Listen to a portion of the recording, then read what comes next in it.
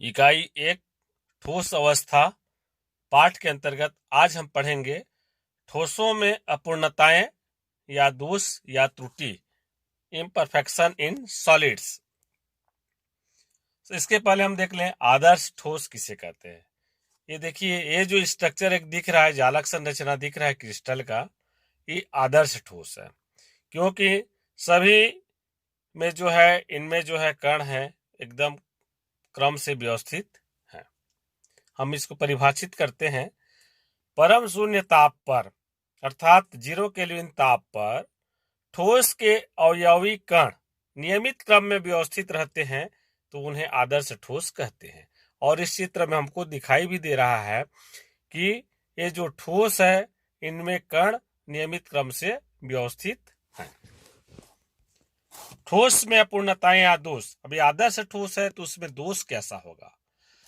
दोष मतलब वही है कि इनमें जो अवयवी कण है वो अवयवी कण या तो बाहर चले जाएंगे या अपने स्थान को चेंज करके अंतराकाशीय स्थान पे चले जाएंगे या बाहर से कोई अवयवी कण आ जाए। तो इस प्रकार से इनकी जो नियमित क्रम है, व्यवस्थित क्रम है, वो विचलित हो जाती है और अव्यवस्थित हो जाते ही है। उसी को हम इसमें क्रिस्टल का दोष मानते हैं। ठोस में पूर्णताएं या दोष। सामान्य ताप पर ठोस के अवयवी कण नियमित क्रम में नहीं रहते, अर्थात ठोस में अपूर्णताएं या दोष होते हैं। ये दोष दो प्रकार के होते हैं, पहला बिंदु दोष और दूसरा रेखीय दोष। देखते हैं, ठोस में अपूर्णताएं या दोष को मैं एक ग्राफ के रूप में बता रहा हूं, उसके बाद हम आगे इसका विस्तृत अध्ययन करेंगे। देखिए, ठोस में जो दोष है उसको दो भागों में वर्गीकृत किया गया है, पहला बिंदु दोष, दूसरा रेखीय दोष। अब बिंदु दोष, इसको पुनः 3 भागों में विभाजित किया गया है, पहला स्टाइक्योमेट्री दोष, दूसरा नॉन स्टाइक्योमेट्री दोष और तीसरा अशुद्धता दोष। स्टाइक्योमेट्री दोष को पुनः 4 भागों में विभाजित किया गया है, रिक्तिका दोष, अंतराकाशीय दोष, शाटकी दोष और फ्रेंकल दोष। नॉन स्टाइक्योमेट्री को 2 प्रकार से वर्गीकृत किया गया है, धातु आधिक्य दोष और धातु न्यूनता दोष। फिर अब आता है बिंदु दोष। तो जालक बिंदु के चारों ओर परमाणुओं की आदर्श व्यवस्था में विचलन से उत्पन्न दोष को हम बिंदु दोष कहते हैं। हमने देखा आदर्श क्रिस्टल, तो आदर्श क्रिस्टल में जो कण व्यवस्थित थे उनका विचलन हो जाता है, तो उसमें जो दोष उत्पन्न होता है उन्हें हम बिंदु दोष कहते हैं। दूसरा रेखीय दोष या पंक्ति दोष बोला जाता है। तो इस दोष में जालक बिंदु को मिलाने वाली पंक्तियां की आदर्श व्यवस्था में विचलन से उत्पन्न दोष रेखीय दोष कहलाता है, अर्थात इसमें जालक में से किसी एक पंक्ति पूरा गायब या विस्थापित हो जाता है।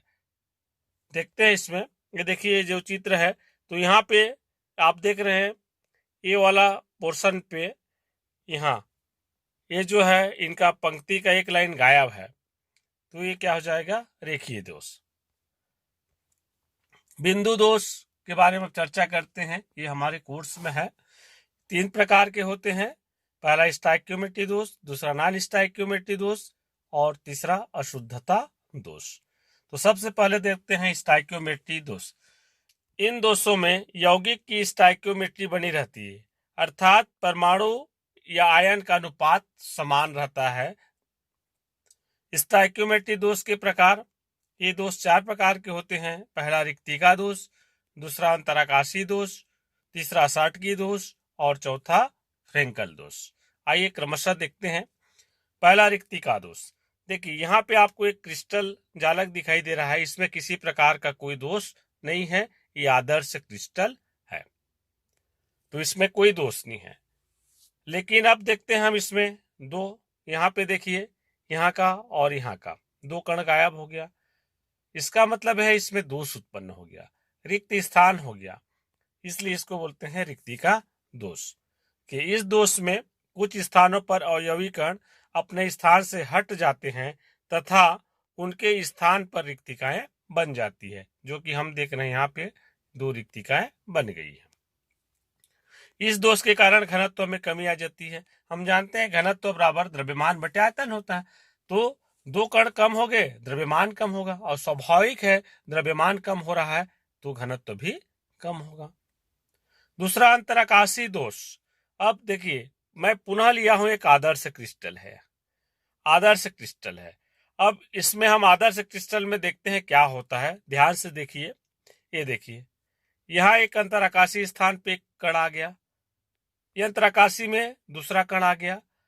मतलब क्या हो रहा है, अंतराकाशी दोष में बाहर से अंतराकाशी स्थान में कण आ जाते हैं, तो इसमें जो दोष उत्पन्न होता है उसे हम अंतराकाशी दोष कहते हैं। देखिए, इस दोष में कुछ अवयवी कण अंतराकाशी स्थान में आ जाते हैं, इस कारण, इस दोष के कारण जो है इसमें घनत्व में वृद्धि हो जाती है। अब दो कण बढ़ गया मतलब दोनों का द्रव्यमान बढ़ जाएगा, द्रव्यमान बढ़ रहा है मतलब घनत्व बढ़ेगा।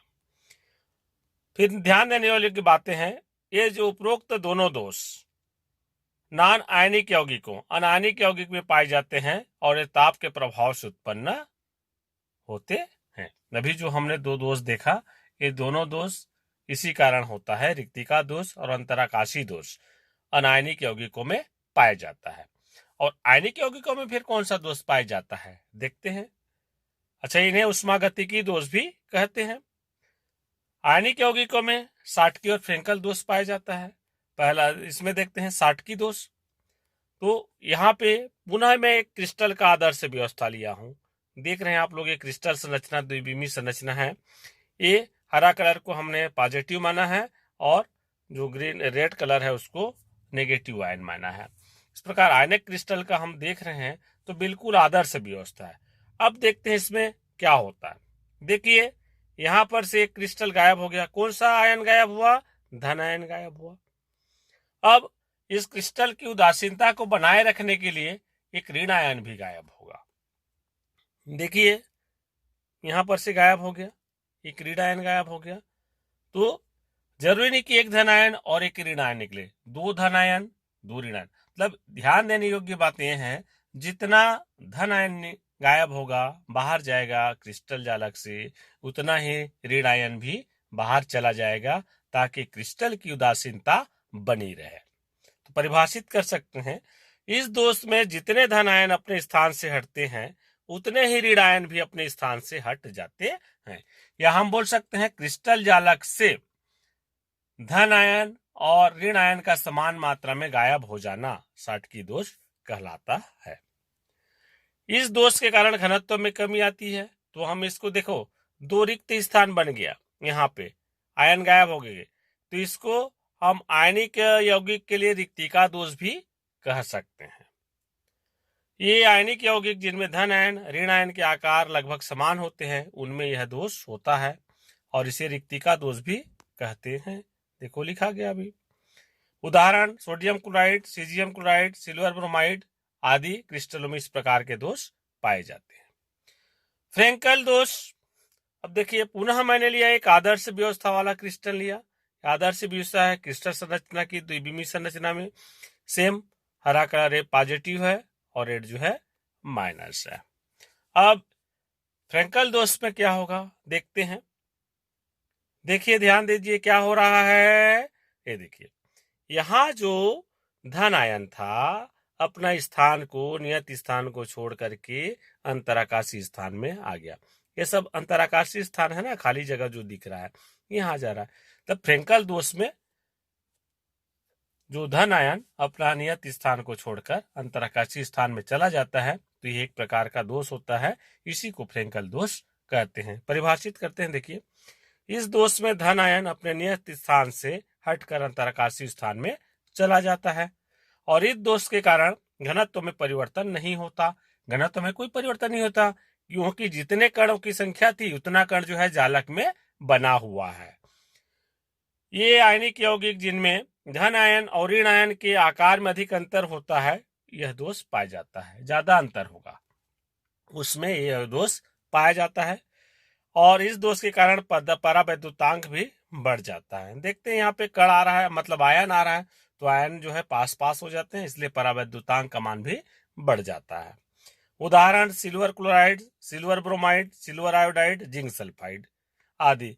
और इसमें एक ध्यान देने योग्य बातें हैं, जो सिल्वर ब्रोमाइड है AgBr साटकी और फ्रेंकल त्रुटि दोनों में पाया जाता है। तो एक स्पेशल याद रखेंगे आप लोग, साटकी और फ्रेंकल त्रुटि सिल्वर ब्रोमाइड दर्शाते हैं, है ना। अगर पूछ दिया सिल्वर ब्रोमाइड कौन कौन सा या कौन सा दोष प्रदर्शित करते हैं, तो साटकी और फ्रेंकल त्रुटि दोनों के दोनों दोष को ये व्यक्त कर रहा है।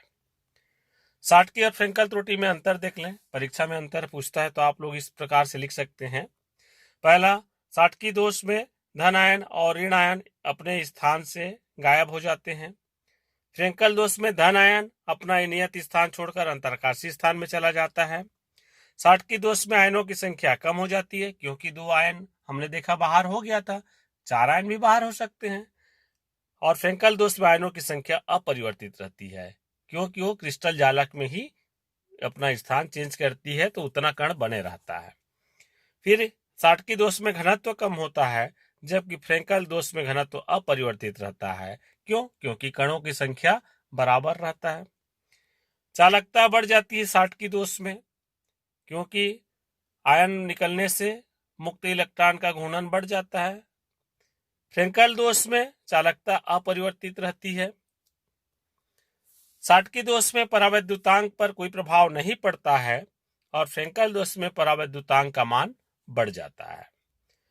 साटकी दोष में आयनों का आकार लगभग समान होता है, माने समान आकार वाले आयनों वाले यौगिकों में साटकी दोष पाया जाता है। लेकिन फ्रेंकल दोष में आयनों का आकार में अधिक अंतर होता है, तब धन आयन और ऋण आयन के अंतर में आयन के अंतर में अधिक होगा, उसमें फ्रेंकल दोष पाया जाता है। उदाहरण देखें, साटकी दोष में sodium chloride, potassium chloride, caesium chloride, silver bromide.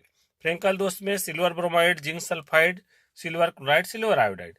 और देखिए मैं यहाँ पे सिल्वर ब्रोमाइड को लाल में लिखा हूँ, इसका मतलब यह है कि साटकी और फ्रेंकल दोष दोनों में पाया जाता है, और हमने पहले भी चर्चा किया है। धन्यवाद।